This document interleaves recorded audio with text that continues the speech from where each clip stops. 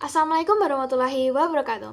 Hello everyone, my name is LIDYA ARIFATUL with study number ID 25051230021 from Class D Manufacturing Engineering Study Program. Okay, today I will explain and compare the methodology section from two different research articles published by Elsevier.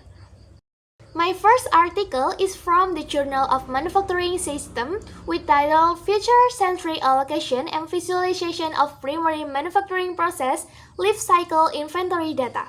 For the authors are Theodor Vernicke, Petrinet Valerie, and Devarajan Ramanujan. The goal of this study was to pinpoint the exact energy cost for each specific feature of a manufactured part, like a single hole or pocket. For their instrument, they use a HS CNC milling machine, which is a machine that cuts metal. They attached a power sensor to it to measure its electricity use in real time. They use software called ThinkWorks to collect all this power data. The main procedure was a Python script they wrote. This script was smart because read the machine instruction file with the key code and match the power data, like use 1500 watts to the specific cutting action like milling pocket 2 using their timestamps. So their analysis method was disk allocation. The final result wasn't a physical object but a web-based 3D visualization dashboard, where a designer can click on any feature of a 3D model and see its exact energy cost and environmental impact.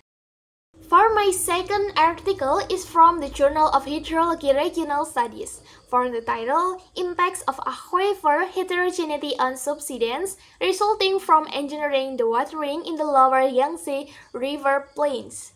For the authors are Runxi Xi, Su Dongwang, Peiyi Su, and Li Haoyin. For this methodology is completely different. The goal here was not to measure something real time, but to simulate and predict what will happen to the ground during a large construction project.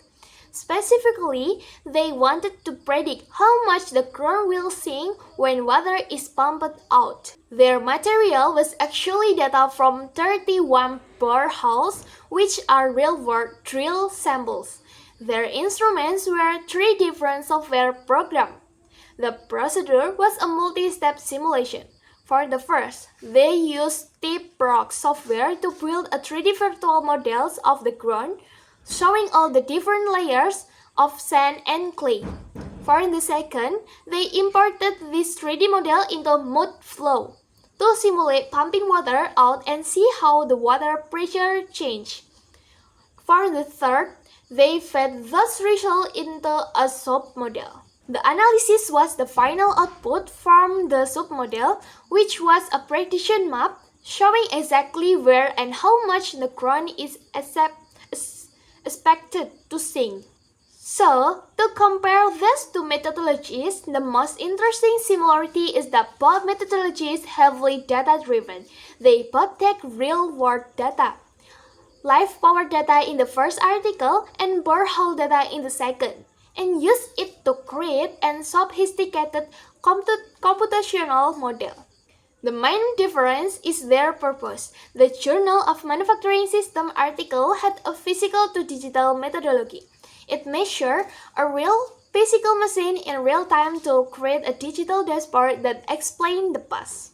For the Journal of Hydrology article had a purely digital simulation methodology. It used historical data to build a virtual model to predict a future event, the ground sinking.